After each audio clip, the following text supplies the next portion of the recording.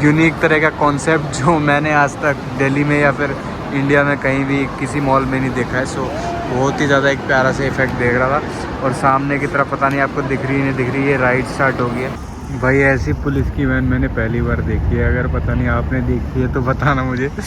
भाई पता नहीं आपको यहाँ से पता लग रहा है नहीं लग रहा, लेकिन नीचे से खड़े होकर इसका साइज़ इतना ह्यूज और मिसमराइजिंग लग रहा है ना कि क्या ही बताऊँ।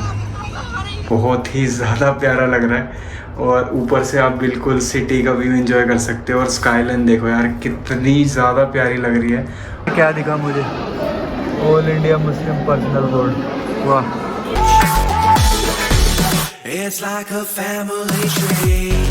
हेलो दोस्तों, welcome back to my channel. आपका स्वागत है एक नई वीडियो में। फ़िलहाल हूँ मैं भाई अस्ताना के अंदर, कज़ाकिस्तान के अंदर। जैसे कि आपने मेरी पिछली वीडियो में देखा, मैं अलमाती से बस लेके अस्ताना आया था और यहाँ पर मैंने एक हॉस्टल ले लिया था।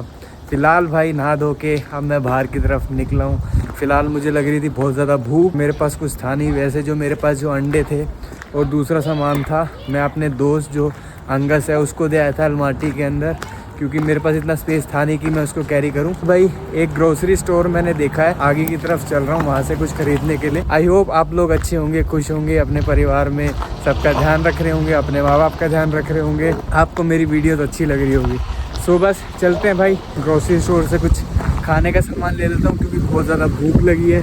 अगर आसपास में कोई ग्रोसरी का स्टोर नहीं मिलता है तो मैं सोच रहा हूँ कि वहीं से मैं निकल जाऊँ बैलिस्टिक टावर के लिए। बैलिस्टिक टावर यहाँ की एक बहुत ही पॉपुलर डेस्टिनेशन है। वहाँ से जो है सिटी का व्यू बहुत ही ज़्यादा प्यारा लगता है। इसी रोड को पकड़ते हुए आगे की तरफ चलते हैं, जो कि कनेक्ट होगी सीधा मेन रोड से। फ़िलहाल भाई जो अस्ताना सिटी है वो इस तरह की दिखती है और रिसेंटली डेवलप होनी स्टार्ट हुई है।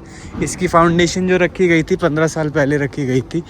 सो अलमाती के मुकाबले ये जस्ट एक ग्रोइंग सिटी है। जब आप अस्ताना आओगे तो आपको ये फील होने वाला है कि अलमाती जो है वो अस्ताना से ज़्यादा डेवलप्ड है। उसके बाद भी क्यों अलमाती को जो है उनकी कैपिटल से शिफ्ट करके अस्ताना कर दिया गया। सो इसके पीछे बहुत बड़ा रीज़न है। फ़िलहाल भाई अस्ताना की जो हिस्ट्री है, अस्ताना रिसेंट टाइम में सिर्फ 15 साल पहले इसको डेवलप करना स्टार्ट किया था, वो भी बहुत ही ज़्यादा मेजर रीज़न के अकॉर्डिंग, क्योंकि कज़ाकिस्तान के अंदर जो है कोई भी आर्मी नहीं है।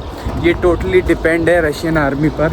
और जो अलमाती था वो बहुत ही अलग अलग देशों की बाउंड्रीज़ के साथ घिरा हुआ है, किर्गिस्तान, चाइना, उज़्बेकिस्तान के साथ। इनकी आर्मी ना होने की वजह से अलमाती के ऊपर हमेशा एक खतरा बना रहता था। इसी वजह से जो है अस्ताना को इनकी कैपिटल बना दिया गया। फिलहाल भाई हम चलते चलते आगे की तरफ आ गए और कोई ग्रोसरी स्टोर तो नहीं दिखा है, तो हम सीधा आ गए हैं बस स्टॉप की तरफ, जहाँ पर पिछले ब्लॉग में जैसे कि आपने देखा कि हमें बस ने यहाँ उतारा था और हम इधर से उतर के अपने हॉस्टल की तरफ गए थे। सो फिलहाल उसी बस स्टॉप पर दोबारा आ गए और एक बार यहाँ से देखते हैं कि कोई ग्रोसरी स्टोर पास में पड़ता है नहीं पड़ता।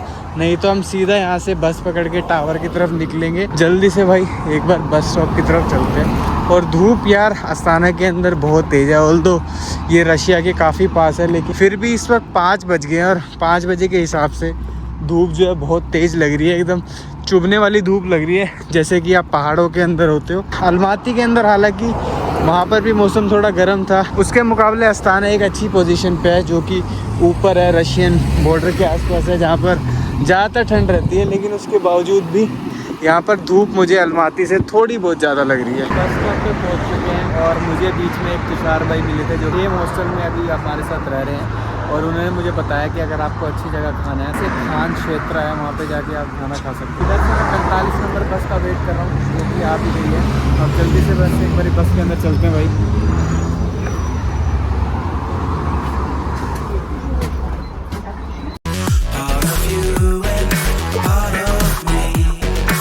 मुझे लगी थी तुषार भाई ने जैसे कि हमें रिकमेंड किया था कि खान क्षेत्र आप जा सकते हैं, वहाँ पे आपको काफ़ी सारे ऑप्शन मिल जाएंगे और टावर भी उसी के आसपास ही है। तो उन्हीं की बात मानते हुए हम यहाँ आ गए हैं। फ़िलहाल भाई इस टावर के बारे में एक ख़ास बात है कि इसकी जो अपर लेयर है वो वेस्ट प्लास्टिक की मदद से बनाया गया है, जो कि एक बहुत ही अच्छा इनिशिएटिव था। सो इस तरह का भाई लुक लग रहा है यहाँ से। अभी थोड़ी आगे की तरफ चलते हैं, फिर मैं आपको एक बार दिखाता हूँ। फिलहाल भाई यहाँ से इसकी लुक बहुत ही ज़्यादा प्यारी लग रही है, एक टावर की तरह लग रहा है। आई डोंट नो ऊपर की तरफ वो एक रेस्टोरेंट है क्या है, वैसे तो लग रहा है, लेकिन मुझे पूरा आइडिया नहीं है भाई। बहुत ही ज़्यादा प्यारा और सुंदर। फिलहाल हम एक बार ही आगे की तरफ चलते हैं, इनकी एंट्रेंस देख लेते हैं कि किस तरफ से है, क्योंकि जहाँ तक मुझे लग रहा है ये बैक साइड है। सो मेरे जस्ट सामने भाई ये मॉल है जिसके बारे में बात कर रहा था, जिसकी छत जो है वो वेस्ट मटेरियल से बनाई गई है, प्लास्टिक की, और बहुत ही ज़्यादा सुंदर और अमेजिंग लग रहा है यहाँ से। तो एक काफ़ी बड़ी टूरिस्ट अट्रैक्शन है भाई इसके डिज़ाइन की वजह से। बहुत सारे लोकल लोग और टूरिस्ट भी यहाँ पर इसको देखने के लिए आते हैं। मैं जस्ट अभी इसके सामने खड़ा हूँ, और अगर आप बैतरेक टावर के आसपास है तो वो यहाँ से जस्ट 1-1.5 किलोमीटर की दूरी पे, तो आप बहुत ही आसानी से जस्ट वॉक करते हुए इसके तरफ आ सकते हैं। पहली नज़र में जब मैंने इस हट को देखा तो मैंने बिल्कुल भी एक्सपेक्ट नहीं किया था ये इतना प्यारा मॉल होगा। मेरे बैक ऑफ द माइंड चल रहा था कि ये जगह ग्रीन बाजार की तरह होगी जो कि हमने अलमाती के अंदर देखी थी। फिलहाल अंदर की तरफ चलते हैं, और बहुत ही प्यारी प्लेस है। अंदर जाके कुछ खाने वाले जल्दी से, क्योंकि बहुत ज़्यादा भूख लगी है। अंदर से ये जगह बहुत ही ज़्यादा लाइवली और प्यारी लग रही है, और ऊपर की जो इसकी शेड बनी हुई है वो मैंने जैसे कि आपको बताया प्लास्टिक वेस्ट से बनी हुई है। उसके ऊपर जैसे लाइट पड़ रही है तो वो सिक्रीट हो रही है, तो बहुत ही ज़्यादा प्यारी लग रही है। फिलहाल भाई मैं यहाँ पे कोई ऐसी प्लेस ढूंढ रहा हूँ जो मुझे अलमाती में हर मॉल में मिल गई थी, जी मार्ट जैसी, जहाँ पर रेडी टू ईट खाना मिल जाए और मैं उसको गर्म करवा के खा सकूँ। एक इंटरेस्टिंग चीज़ मुझे यहाँ ये लगी कि इस सर्कल के अराउंड एक झूला बना हुआ है जो कि बच्चों के लिए एक तरह का रोलर कोस्टर की तरह बना हुआ है, बिल्कुल कोने कोने पे। अभी अगर कोई आती है रोलर कोस्टर राइड तो मैं आपको दिखाता हूँ, और एक बार मैं वेट कर रहा हूँ कि वो रोलर कोस्टर राइड अगर वापस आए तो मैं आपको दिखाऊँ एक बार। पता नहीं अब वो राइड क्यों नहीं आ रही है, लेकिन सामने की तरफ ये राइड स्टार्ट हो गई है।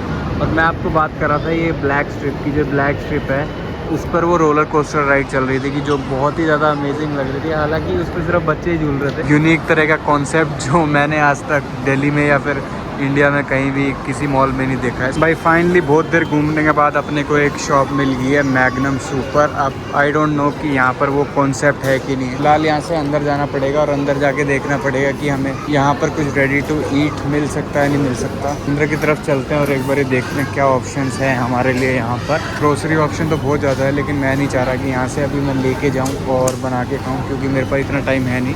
सो मैं सोच रहा हूँ कि आते वक्त यहाँ से कुछ उठाऊँगा ताकि मैं बनाकर खा सकूँ रात को। मेरे को एक चिकन ऑप्शन मिल गया है, मैं ये करी वाला चिकन ले रहा हूँ, और साथ में उधर की तरफ मुझे राइस दिख रहे हैं। फिलहाल ये मोहतरमा अपना खाना पैक कर रही हैं, तो इनको एक बारी बोलना पड़ेगा कि माइक्रोवेव में गर्म कर दें। Microwave hot microwave, that's it. How much? Cash. So देख लो भाई, जैसे कि हमने ले लिया भाई, राइस ले लिया है, चिकन ले लिया है, और बिल हुआ है अपने 2000 टेंगे के आसपास का। अराउंड 300-350 में अपने को ये मील मिल गई है। थोड़े सा राइस, थोड़ा सा चिकन, डिसेंट प्राइस है भाई यहाँ के अकॉर्डिंग। सो अब जल्दी से भाई इसको फिनिश कर लेते हैं, और फिर उसके बाद निकलते हैं सीधा टावर के छतर से निकल के, जो कि मेरे जस्ट सामने है। अपना खाना जो बच गया था थोड़ा लेकर मैं आ गया हूँ इधर बैरिस्टर टावर के पास।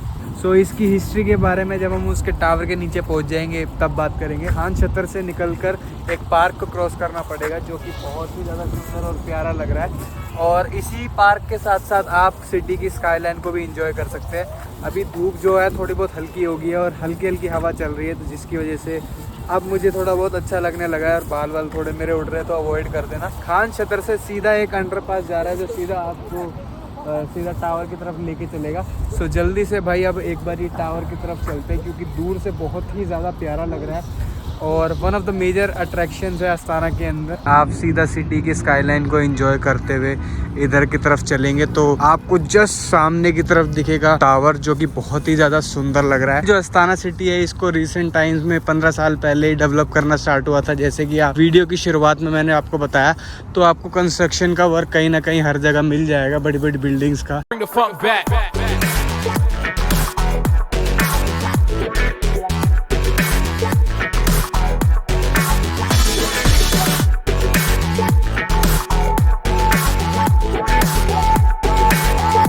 भाई फ़िलहाल जब हम टावर को देख रहे थे खान छत्र के सामने से, तो टावर बहुत ही ज़्यादा दूर लग रहा था, लेकिन जैसे जैसे हम इसके पास जाते जा रहे हैं तो टावर ह्यूज होता जा रहा है और बहुत ही ज़्यादा सुंदर लग रहा है इधर से। तो फिलहाल वाइट कलर का एक स्ट्रक्चर, उसके ऊपर एक गोल्डन कलर की बॉल, जैसे ही सूरज की किरणें उस गोल्डन बॉल पे लग रही हैं तो वो एक अलग से अट्रैक्शन और एक अलग सी चमक सी प्रदान कर रहा है उसको। इसके आसपास जो है वो बहुत ही सुंदर एनवायरनमेंट है, और स्काईलाइंस जो है यहाँ पर बढ़ती चली जा रही हैं। पता नहीं आपको यहाँ से दिख रही है नहीं दिख रही। एक लिफ्ट ऊपर की तरफ जा रही है जो कि सीधा उस गोल्डन बोल में हमको उतारेगी जहाँ पर एक रेस्टोरेंट है और हमें एक सिटी का अमेजिंग से व्यू दिखने वाला है ऊपर से। तो जब मैंने नेट पे देखा तो 2000 टेंगे के आसपास का फेयर था, लेकिन वो ऊपर नीचे हो सकता है। तो एक बार टिकट काउंटर पे चलते हैं, टिकट लेते हैं। ट्रैफिक रूल बहुत अच्छे से फॉलो करते हैं यहाँ पे लोग, मज़ा आ जाता है यार। बेरेस्टिक टावर के जस्ट सामने हूँ और इसके बारे में थोड़ी सी बात कर लेते हैं। ये यहाँ क्यों है, क्यों बनाया गया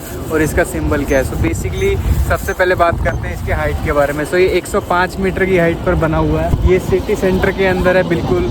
इसको हार्ट ऑफ द सिटी भी बोला जाता है। इसको इसलिए बनाया गया था क्योंकि जब कजाकिस्तान को इंडिपेंडेंस मिली थी तो उसी की याद में ये मॉन्यूमेंट बनाया गया। तो डिज़ाइन इस तरह बनाया गया है कि इनके मैथोलॉजिकल जो ट्री है उसको दर्शाते हुए इसके डिज़ाइन को बनाया गया है। इसलिए आप कह सकते हैं कि कजाकिस्तान के वेल फ्यूचर और वेल नोन के लिए और वेलनेस के लिए बनाया गया है। भाई हम सेंटर तक तो आ गए हैं लेकिन टिकट काउंटर कहीं दिख नहीं रहा। नीचे की तरफ एक अंडरग्राउंड सीढ़ियाँ जा रही है, वहीं पर चलते हैं और पता करते हैं वहाँ पर टिकट काउंटर है कि नहीं है। मोस्ट प्रोबेबली वहीं की तरफ होना चाहिए क्योंकि ऊपर की तरफ तो मुझे कोई भी टिकट काउंटर दिख नहीं रहा है। भाई जो अभी हमने देखा अंडरग्राउंड सीढ़ियाँ जा रही थी वहाँ पर एंट्रेंस नहीं थी। अब आगे की तरफ चल रहे हैं, हो सकता है, होपफुल है कि उस तरफ हो एंट्रेंस। तो एक बारी चल के पता करना पड़ेगा क्योंकि यहाँ पर तो किसी को भी आइडिया नहीं है। फिर एक अंकल से पूछा, सो वो भी गोल गोल ही घुमा रहे हैं, पता नहीं कहाँ से एंट्रेंस है। अब एक एंट्रेंस का ये बोर्ड तो दिख रहा है आगे की तरफ, जो आगे की तरफ शो कर रहा है। भाई पता नहीं आपको यहाँ से पता लग रहा है नहीं लग रहा है, लेकिन नीचे से खड़े होके इसका साइज़ इतना ह्यूज और मिसमराइजिंग लग रहा है ना कि क्या ही बताऊँ। फाइनली भाई मिशन सक्सेसफुल और हमें मिल गई है एंट्रेंस।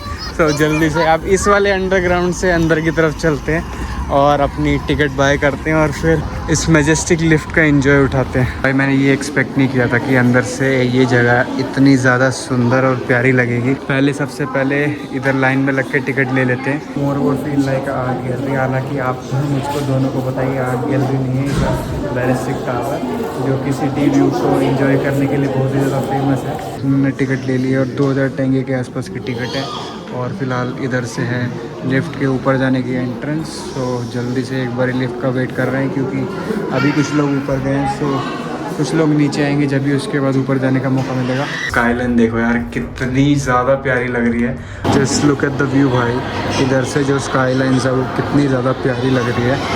और जस्ट इस वाली रोड से हम आए थे, उसको क्रॉस करते हुए पूरी तो इधर की तरफ स्टेयर्स ऊपर जा रही हैं। जल्दी से भाई इन स्टेयर्स को पकड़ के ऊपर की तरफ चलते हैं। और एक बात भाई जिससे आप डिसअपॉइंट हो सकते हैं अगर आप इंटरनेट पे पढ़कर बेरेस्टिक टावर पे आ रहे हो कि यहाँ पे एक बहुत बढ़िया रेस्टोरेंट मिलने वाला है आपको, ऐसा कुछ भी नहीं है। पता नहीं आपको दिख रहा है नहीं दिख रहा है, गोल्डन कलर का आर्किटेक्चर इस बिल्डिंग्स के पीछे। सो वो है सेंट्रल मॉस्क। सो यहाँ पर थोड़ी देर इंजॉय करके हम जाने वाले हैं उधर की तरफ। मेरे हिसाब से बेरेस्टिक टावर को विजिट करने का बेस्ट टाइम है सनसेट के टाइम। देख सकते हो आप सनसेट कितना प्यारा लग रहा है। जब मैं दिन में आया था तो चारों तरफ से लाइट रिफ्लेक्ट हो रही थी और आप कुछ भी अच्छे से देख नहीं पाओगे, लेकिन इस टाइम सब कुछ बहुत ही ज़्यादा क्लियर है। ये देखो भाई मुझे क्या दिखा ऊपर आके, all India Muslim personal board. वाह। फिलहाल भाई ऊपर आके ये हाथ है जिसके ऊपर सारे हाथ रख के फ़ोटो खिंचवा रहे हैं। पता नहीं इसका सिंबल क्या है और क्या इसका मीनिंग है।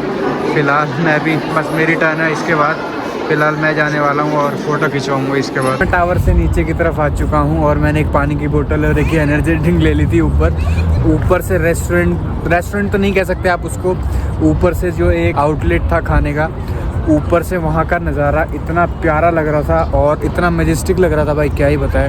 ऊपर जो लाइन थी जहाँ पे मैंने आपको दिखाया कि सारे पिक्चर्स क्लिक करवा रहे थे, उधर के लिए पौने घंटा मुझे वेट करना पड़ा लाइन में। पहले तो मैं सोच रहा था कि ना लगूँ और ऐसे ही चला जाऊँ, लेकिन फिर मैंने सोचा बार बार आने का तो मौका मिलेगा नहीं, अब पता नहीं अस्ताना आने का मौका कब मिलेगा कब नहीं। सो फिर मैं लाइन में लग गया और भाई अराउंड पौना घंटा लग गया जस्ट एक पिक्चर क्लिक करवाने में क्योंकि इतनी ज़्यादा भीड़ थी। भाई ऐसी पुलिस की वैन मैंने पहली बार देखी है। अगर पता नहीं आपने देखी है तो बताना मुझे।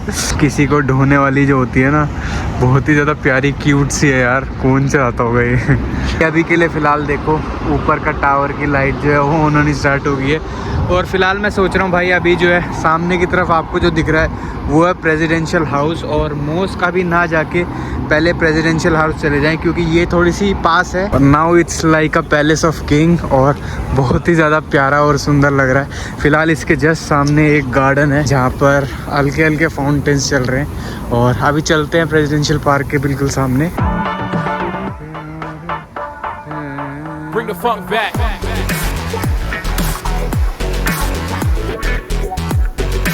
फ़िलहाल भाई प्रेसिडेंट हाउस की तरफ जा रहा हूँ मैं, और यहाँ से जो प्रेसिडेंट हाउस है इतना प्यारा और इतना अमेजिंग लग रहा है ना। पता नहीं यार भाई आपको कभी मौका मिला है नहीं मिला इंडिया में प्रेसिडेंट हाउस जाने का, लेकिन मुझे एक बार ही मौका मिला था क्योंकि मैं एनसीसी का स्टूडेंट था और एनसीसी की तरफ से मुझे प्रेसिडेंट हाउस घूमने का मौका मिला था। इतना प्यारा इतना सुंदर है आप इमेजिन नहीं कर सकते। और ऐसे ही यार कहीं का भी प्रेसिडेंट हाउस जो है वो देखने में बहुत ही ज़्यादा अमेजिंग लगता है। सो जस्ट मेरे सामने की तरफ है प्रेसिडेंट हाउस, अभी मैं आपको दिखाता हूँ एक बार ही। यार देखो भाई कितना सुंदर और कितना अमेजिंग लग रहा है, यानी कि दूर से ये इतना ह्यूज नहीं लग रहा था, लेकिन जैसे ही आप पास जाओगे ना इतना सुंदर और इतना ह्यूज लग रहा है।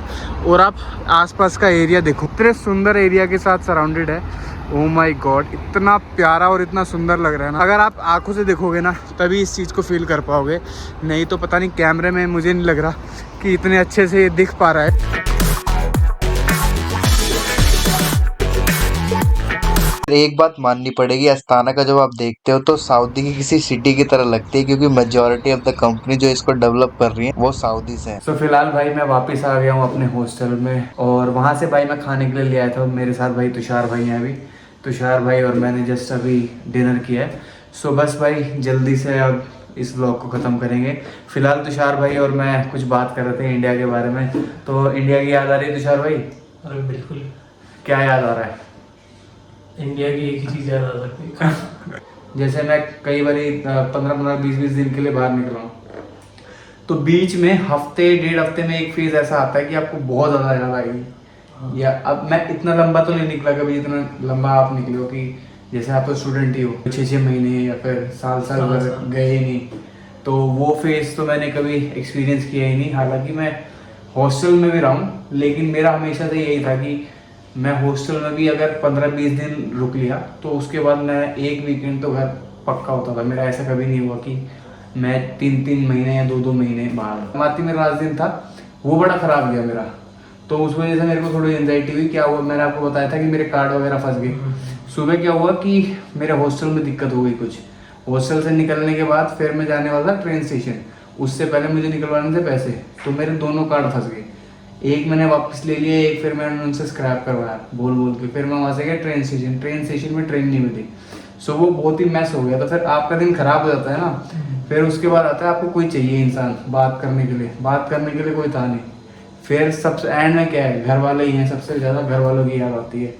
तो बस वही वाली दिक्कत, ट्रैवलिंग में दिक्कत आती है। हाँ बस सबसे कम्युनिकेशन गैप, हाँ ये तो है। और वो सोवियत कंट्री और सब मेन बात ये है ना कि आप घर वालों को बता भी नहीं सकते कि प्रॉब्लम क्या है। अगर हमने ये बता दिया उनको कि प्रॉब्लम क्या हुई है असल में, तो फिर उनको एंजाइटी होगी। आज इस ब्लॉग को यहीं ख़त्म करते हैं और हम कल निकल वाले हैं ओम्स के लिए। सो आई होप आपको ये ब्लॉग अच्छा लगा होगा, तो मेरे चैनल को लाइक करें, सब्सक्राइब करें, शेयर करें और अपना प्यार बनाए रखें। Thank you.